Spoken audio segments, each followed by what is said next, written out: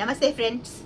আজকে যখন যাদবপুর বিশ্ববিদ্যালয়ের ঘটনা নিয়ে ঘনিয়ে উঠেছে নানা রকমের বিতর্ক, উঠেছে নানা রকম প্রশ্ন এবং শিক্ষকদের ভূমিকাও যখন কাঠগড়ায় উঠেছে, তখন আজকের দিনে দাঁড়িয়ে আমাদেরকে প্রথমে স্মরণ করতে হবে আজ থেকে 3 বছর আগে 2023 সালের অগস্ট মাসে যাদবপুর বিশ্ববিদ্যালয়ের বাংলা বিভাগের ছাত্র স্বপ্নদীপ কুণ্ডুর মৃত্যুর ঘটনাটা। আসুন সেই সময়ে আমার একটা ভিডিও আমরা আজকে আবার একটু রিভিজিট করি। এমনই খবর পাওয়া গিয়েছে যে স্বপ্নদীপ কুণ্ডুর একটি বিশেষ অঙ্গে দড়ি বেঁধে তাকে ঘোরানো হয়েছে। স্কুলের জন্য রেডি?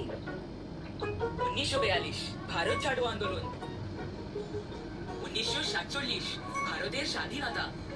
কোথেকে পড়ছিস তুই? এখানে প্রতিদিন হরলিক্স প্রতি মুহূর্তে রেডি, কারণ হরলিক্স প্রমাণিত মনোযোগ বাড়ানোর জন্য। খুবই দুঃখের ব্যাপার, মাঝখান থেকে আমাদেরকে এই ভিডিওগুলো এই অ্যাডভার্টাইজমেন্ট সহ্য করতে হচ্ছে, কিন্তু তা সত্ত্বেও আসুন আমরা একবার সেই ভয়াবহ স্বপ্নদীপ কুণ্ডুর ভয়াবহ সেই মৃত্যুর ঘটনাটা একবার আমরা স্মরণ করে নিই। তার কারণ না হলে আমরা কিন্তু যাদবপুর বিশ্ববিদ্যালয়ের ঘটনাটা এবং অতঃপর একটি পুরুষের উপর যেভাবে শারীরিক নির্যাতন করা সম্ভব তাকে সেভাবে শারীরিক নির্যাতন করা হচ্ছিল, এবং এই পরিণতি হওয়াতেই ছেলেটা ভয়ে দিকবিদিক জ্ঞান শূন্য হয়ে পালাতে গিয়ে ছাদের পাঁচিলের ওপর দিয়ে দৌড়তে শুরু করে। তার মাথাতেই ছিল না যে ছাদের পাঁচিলের ওপর দিয়ে দৌড়লে সে পড়ে যেতে পারে। কতখানি ভয়ার্থ হয়ে তবে দৌড় লাগিয়েছিল সেটা ভাবতে হবে, এবং তার ফলে সে পড়ে যায় এবং পড়ে গিয়ে তার মৃত্যু হয়। এই কথাগুলো এই অ্যাঙ্গেল দিয়ে কেউ কোনো মিডিয়া এখনো পর্যন্ত এই অ্যাঙ্গেল, মানে একটি ছেলে যখন পড়ে গেল তখন সে নেকেড কেন, এই প্রশ্নটা কিন্তু যথাযথ গুরুত্ব দিয়ে কোনো মিডিয়া এখনো পর্যন্ত তোলেনি। স্বপ্নদীপ কুণ্ডু পড়ে গিয়েছিল, কিন্তু সে যখন পড়ে গিয়েছিল তখন তার গায়ে সুতো মাত্র ছিল না। এটা কি করে হয়? কেন? মানসিক চাপ যদি হয় তাহলে সে উলঙ্গ হয়ে ছাদ থেকে ঝাঁপ দেবে কেন? নেকেড হওয়ার কারণ কি? এই প্রশ্নগুলো কিন্তু মিডিয়ার তোলা উচিত, কর্তব্য ছিল, কিন্তু মিডিয়া সেটা তুলছে না। তারপর ধরুন মনোবিদ, ক্লিনিক্যাল সাইকোলজিস্ট এবং তিনি মেন্টর, তিনি যখন আপাতত এই বিষয়টা আমরা এখানেই রাখছি। মৃত্যুর আগে স্বপ্নদীপ বলেছিল আমি সমকামী নই, অর্থাৎ যাদবপুর ইউনিভার্সিটির ওই হোস্টেলের মধ্যে তার উপর যা কিছু অত্যাচার করা হয়েছে সেই তদন্ত কিন্তু শেষ হয়নি এবং সেই রহস্যের কিন্তু সমাধান হয়নি। স্বপ্নদীপ কুণ্ডু কিন্তু বিচার পায়নি। আজও তার বাবা কিন্তু আদালতের চক্কর কেটেই চলেছেন, 3 বছর হয়ে চলল। অর্থাৎ এই যে ঘটনাগুলো যাদবপুর ইউনিভার্সিটিতে ঘটে গিয়েছে, এর পেছনেও কিন্তু আছে যাদবপুরের শিক্ষকদের হাত। তার কারণ এই ভিডিওটাতে আমি অ্যাড্রেস করেছিলাম বিষয়টি যে এই ঘটনাগুলোর আসল কারণ কিন্তু ছেলে মেয়েদেরকে এখানে ব্রেইন ওয়াশ করা হয়, এবং ব্রেইন ওয়াশ কথাটি জাস্ট একটা কথা মাত্র নয়, এটা একটা বিজ্ঞানসম্মত পদ্ধতিগতভাবে মানুষের মস্তিষ্কর রিফরম্যাটিং করা হয়, তার একটা পদ্ধতি আছে। আমার এই ভিডিওটিতে আমি সেই বিষয়টা নিয়েই ছিল এই ভিডিওটি। কেন স্বপ্নদীপের মতন বাচ্চারা মারা যাচ্ছে? কেন যাদবপুর ইউনিভার্সিটির ছাত্রছাত্রীরা বলছে যে ইউনিভার্সিটির মধ্যে স্মোকিং এবং ড্রিঙ্কিং আমাদের অধিকার? ওটা আমাদের আছে, ওই অধিকার আমাদেরকে কারুকে দিতে হবে না, ওটা আমাদের এমনিতেই আছে। কেন তারা এই ধরনের কথাগুলো বলে? কারা তাদেরকে এই ধরনের কথাগুলো বলতে শেখান শিক্ষকরা। এবং সেই বিষয়ে আজকে যখন প্রশ্ন উঠে গেছে যে যাদবপুর ইউনিভার্সিটিতে বহিরাগতদেরকে ঢুকতে দেওয়া হয়েছিল, বহিরাগতরা ঢুকে এসেছিল, এর আগের দিন একটি ভিডিও আমি করেছিলাম যার পরিপ্রেক্ষিতে বহু মানুষ আমাকে প্রশ্ন করেছিলেন যে আপনি জিবি মানে জানেন? মানে তারা ধরেই নিয়েছিলেন যে আমি জিবি মানে না জেনেই জিবির কথা বলেছি। জিবি মানে জেনারেল বডি মিটিং। এখন কথা হচ্ছে গিয়ে যে ইউনিয়নটাই এক্সিস্ট করছে না আদালতের রায় অনুযায়ী, 2020 থেকে কোনো নির্বাচন না হওয়ার কারণে 2025-এ আদালতের রায় অনুযায়ী যে ইউনিয়ন রুম খোলাই বারণ, অর্থাৎ যে ইউনিয়নটাই এক্সিস্ট করছে না, যে সেই ইউনিয়নটাই তো এক্ষেত্রে body. What is the general body? The body is the union. যখন বডিটাই এক্সিস্ট করছে না, তখন কি করে আপনারা জেনারেল বডি মিটিং করলেন সেটাও আমরা জানি না। সেটাও আসলে বেআইনি। আইনের স্পিরিটটা যদি আমরা দেখি, আদালতের রায়ের স্পিরিটটা যদি আমরা দেখি, তাহলে সেটা একটা বেআইনি ঘটনা ছিল। জেনারেল বডি মিটিং হতে পারে না, কারণ body does not exist. General assembly হতে পারে, যে কেউ যে কোনো সময় ডাকতে পারে, কিন্তু সেটা তো জেনারেল অ্যাসেম্বলি, মানে সেখানে তো সবাই, যে সমস্ত ছাত্ররা আসতে পারেন। কিন্তু বামপন্থী ছাত্ররা তো সেখানে অখিল ভারতীয় বিদ্যার্থী পরিষদের ছাত্রদেরকে মারধর করেছিল। তারা সেখানে ওই জেনারেল অ্যাসেম্বলিতে উপস্থিত হয়েছিল বলে তারা তো মারধর করেছিল। এবার মারধর যদি আপনি কাউকে করেন, তাহলে মারধরের হাত থেকে বাঁচার অধিকার, রাইট টু লাইফ, সেটা তো একটা ফান্ডামেন্টাল রাইট। আর্টিকেল 21 অনুযায়ী, আমাদের ভারতের সংবিধানের আর্টিকেল 21 অনুযায়ী সেটা তো রাইট টু লাইফ। এবার যারা মার খাচ্ছে তারা তো বাঁচবার জন্য যাকে তাকে ফোন করবে, মা বাবাকে ফোন করতে পারে, বন্ধু বান্ধবকে ফোন করতে পারে, বাবা কাকা দাদা যাকে পাবে ফোন করবে, আমাকে বাঁচা, এরা আমাকে মেরে ফেলছে। তো তখন যদি ডাক শুনে বন্ধু বান্ধবরা ভেতরে ঢুকে আসে, এবং তারপর যদি তারা ভেতরে ঢুকে এসে সত্যি সত্যি, মানে যারা আক্রমণকারী ছাত্র, বাম ছাত্র, লাল লালসা, আপনারা বলেছিলেন গেরুয়া গুন্ডামি, আমি বলছি লাল লালসা, ক্ষমতার লাল লালসা, লাল লালসা গ্রস্ত মানুষদেরকে ট্যাকল করতে যদি বাইরে থেকে রক্ষাকর্তারা, উদ্ধারকর্তারা ঢুকে আসে, এবং তারপর সেই লাল লালসাগ্রস্তদের লাল পতাকাকে পুড়িয়ে দেয়, এবং তখন যদি কিছু লাল লালসাগ্রস্ত ছাত্ররা ভয় পেয়ে যায়, তখন সেটাও একটা স্বাভাবিক পরিণতি বলেই তো মেনে নিতে হবে। মারামারিটা যদি যারা শুরু করছে তারা যদি একটা অন্য কোনো সময় মার খায়, তাহলে তাদের দুঃখ পাওয়ার কিছু নেই। স্বপ্নদীপ কুণ্ডুর মৃত্যুর পরেও কিন্তু এই বহিরাগত প্রবেশ নিয়ে একটা কথা হয়েছিল, এবং সেই সময়ের একটি ভিডিওতে এই বিষয়ে আমি, তখনকার একটা ভিডিও, 3 বছর আগের একটা ভিডিও, আসুন সেই সময়টা আমরা একটু শুনে নিই, যে সেই সময়ও কিন্তু বহিরাগত প্রবেশ নিয়ে কিছু কথা ওই লাল লালসাগ্রস্ত বামপন্থী ছাত্র সংগঠনের এক ছাত্রের মুখ থেকে আমরা ভিডিওতে, টিভিতে কিছু বক্তব্য শুনেছিলাম। সেই বক্তব্যের পরিপ্রেক্ষিতে আমার এই ভিডিওতে কয়েকটি কথা আমিও বলেছিলাম, আসুন সেটা একবার শুনি। অনেক ক্ষেত্রেই তারা কিন্তু বহিরাগত, এবং যে কারণে আর একটা ভিডিওতে যেটা শুনতে পেলাম, কোনো একটা টিভি চ্যানেলে একটি ছাত্র সে বলছে যে বায়োমেট্রিক ল বা সিসিটিভি করাই হচ্ছে যাতে যাদবপুরের ছাত্ররা ছাড়া অন্য কোনো লোক, কোনো বহিরাগত বা সাধারণ মানুষ যাতে ইউনিভার্সিটি ক্যাম্পাসে ঢুকতে না পারে। তো তার এই কথা শুনে সাংবাদিক তাকে প্রশ্ন করেন যে যাদবপুর ক্যাম্পাসে বহিরাগতরা ঢুকবেই বা কেন? তো সেখানে কিন্তু জবাবে ছেলেটি বলে যে যাদবপুরের স্টেক হোল্ডাররা, অর্থাৎ ছাত্ররা যদি চায় যে বহিরাগতরা ঢুকুক, ভালো করে কথাটা খেয়াল করতে হবে বন্ধুরা, যাদবপুরের স্টেক হোল্ডাররা অর্থাৎ ছাত্ররা যদি চায় যে বহিরাগতরা ঢুকুক, তাহলে এইখানে যাদবপুরের স্টেক হোল্ডাররা কি, মানে স্টেক হোল্ডাররা কারা?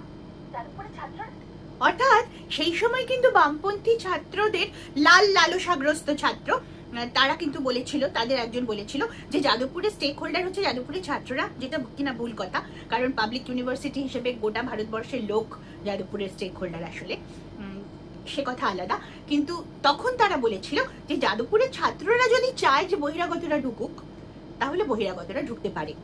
তাহলে এই যুক্তি অনুযায়ী আজকে যখন রাতের অন্ধকারে, রাত 8টার পর জেনারেল বডি মিটিং, বেআইনি মিটিং, কারণ body doesn't exist, so GD can't happen, কিন্তু তৎসত্ত্বেও একটা জেনারেল অ্যাসেম্বলি হিসেবেই আমি ধরে নিচ্ছি, একটা জেনারেল অ্যাসেম্বলি ডাকা হলো কখন না, রাত 8টার পর, গভীর রাত্রে ডাকা, এবং তখন সেখানে এবিভিপি ছাত্ররা যাওয়াতে তাদেরকে প্রথমে মারার হুমকি, তারপর মারধর, ফলে তারা যদি আত্মচিৎকার করে কিছু লোককে ডেকে থাকে এবং সেই কিছু লোকেরা যদি ভেতরে ঢুকে আসে, তাহলে এই যুক্তি অনুযায়ী কিন্তু সেটা খাটছে।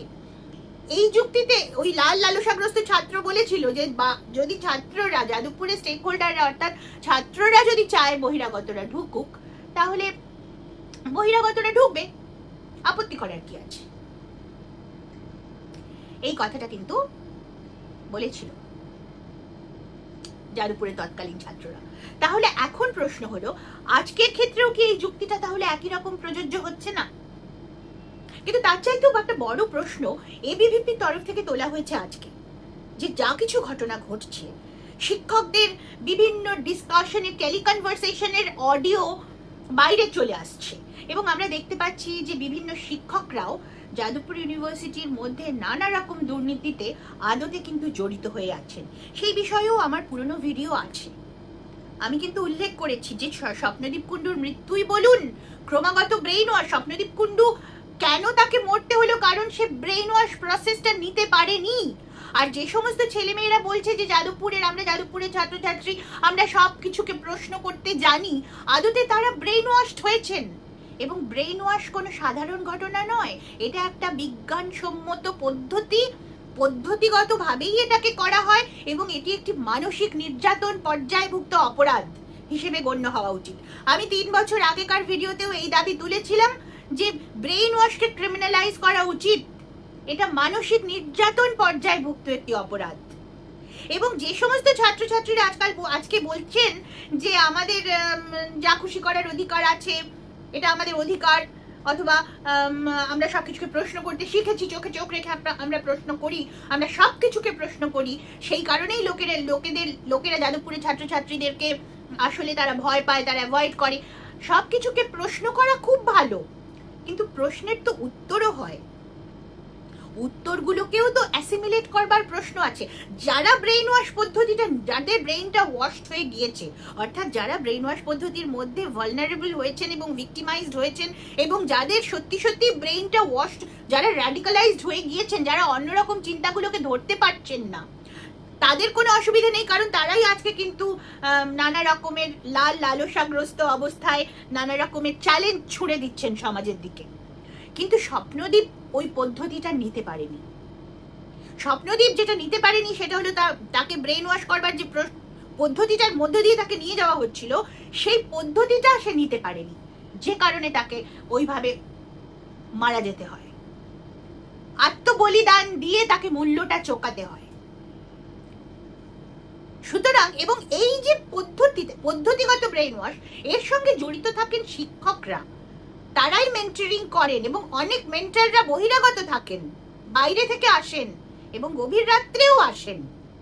অনেক শিক্ষক যাদবপুরের এমন আছেন যারা কিন্তু আদতে আরবান নকশাল হিসেবে এই বাচ্চাগুলোর ব্রেইন ওয়াশ করে থাকে। কালচারাল মার্কসিজমের বীজ এই শিক্ষকরাই ওইখানে বুনছেন, যে শিক্ষকদের বিরুদ্ধে বারবার উঠে আসছে অভিযোগ, কয়েকজন প্রফেসরের নাম বারবার উঠে আসছে। এবিভিপির তোলা যে ভিডিওগুলো, যে অডিও ভিডিওগুলো তারা পোস্ট করছে সোশ্যাল মিডিয়াতে, সেগুলোতে কয়েকজন শিক্ষক অধ্যাপকের নাম বারবার ঘুরে ফিরে আসছে। এবং যখন স্বপ্নদীপ কুণ্ডুর ঘটনাটা ঘটেছিল, তখনই এই প্রস্তাবটা আমি রেখেছিলাম কোনো একটি জায়গায়, যে ইউনিভার্সিটিতে অবশ্যই এনআইএ এবং ইডি তদন্তের প্রয়োজন আছে, কারণ যাদবপুর ইউনিভার্সিটি থেকে প্রচুর পরিমাণে মানি লন্ডারিং আদতে হচ্ছে, এবং তার নানা রকম লক্ষণ দেখতে পাওয়া যাচ্ছে। যেমন ধরুন, প্রচুর পরিমাণে মাদক দ্রব্য সেবন করাতে না পারলে ব্রেইন ওয়াশ করানো ডিফিকাল্ট, খুবই ডিফিকাল্ট, প্রায় অসম্ভব। সেই কারণে যে সমস্ত প্রোগ্রামস, যে সমস্ত রাজনীতির নামে বলুন বা ধর্মের নামে বলুন, যারাই মানুষকে র্যাডিকালাইজ করার চেষ্টা করে, সেইখানেই ড্রাগের ব্যবহার হয়। আমরা যাদবপুর ইউনিভার্সিটির হোস্টেলের যে ভিডিওটা সম্প্রতি দেখেছি, তাতে যে অদ্ভুত ধরনের সমস্ত ওয়াল গ্রাফিটি এবং নানা ধরনের ভারত বিরোধী রীতিমতো দেশদ্রোহিতার নানা রকম স্লোগান এবং নানা রকমের ওয়াল গ্রাফিটি করা আছে, ঠিক সেই একই ধরনের ওয়াল গ্রাফিটি কিন্তু যাদবপুরের একটি বিভাগের দেওয়ালেও ছিল, এবং তার ডকুমেন্টও কিন্তু জায়গা মতন রাখা আছে।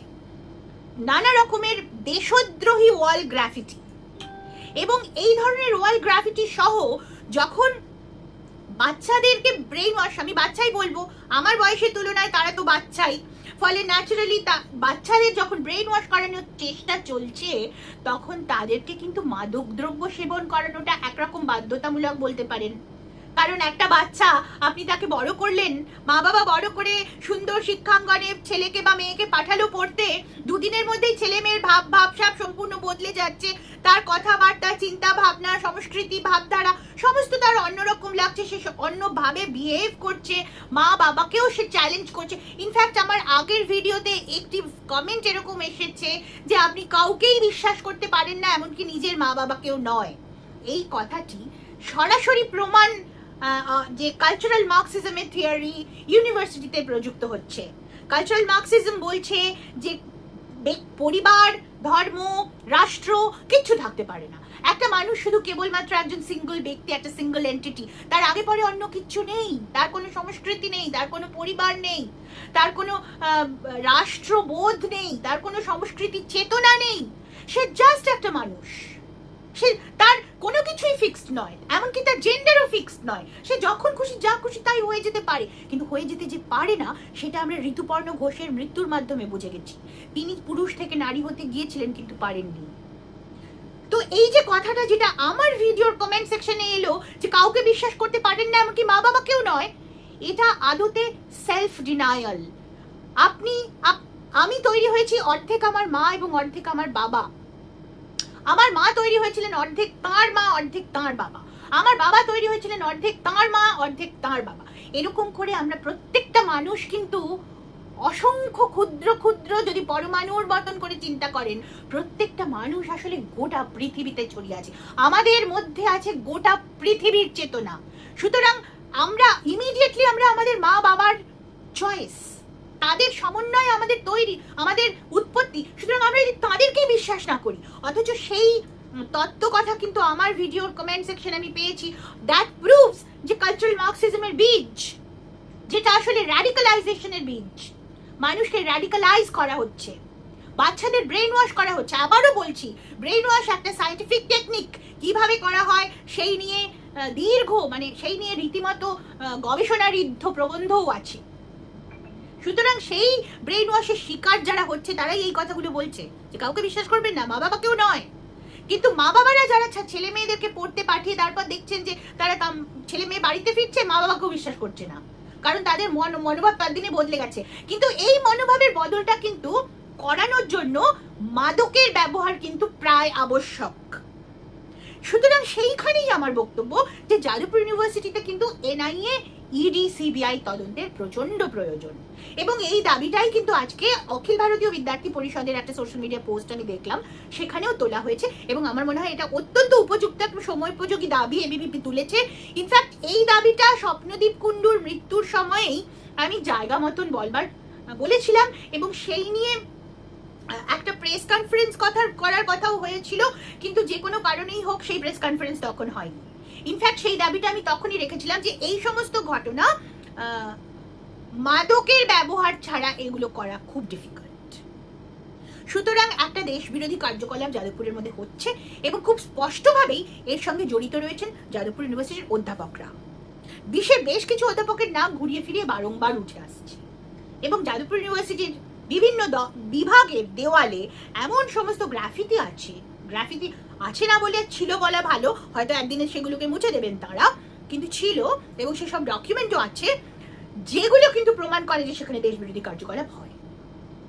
অতএব আজকে এখনই সময় সত্যি সত্যিই তদন্তকারী সংস্থারা ঢুকে পড়ুক এবং সমস্ত দায়িত্ব নিক, ভেতরে কি চলছে সেটা জানা দরকার। তবে আজকে একটা ঘটনা সুন্দর ঘটছে যাদবপুর ইউনিভার্সিটির মধ্যে, গাওয়া হচ্ছে বন্দে মাতরম, ছাত্রছাত্রীরা একত্রে গাইছে মুখ্যমন্ত্রীর উপস্থিতিতে। এটি অত্যন্ত শুভ একটি লক্ষণ। আমরা আমাদের প্রিয় ইউনিভার্সিটিকে নিশ্চয়ই ভাইরাস মুক্ত করব, লালসা মুক্ত করব। তার জন্য যা করতে হয় তা করতে হবে। Thank you very much.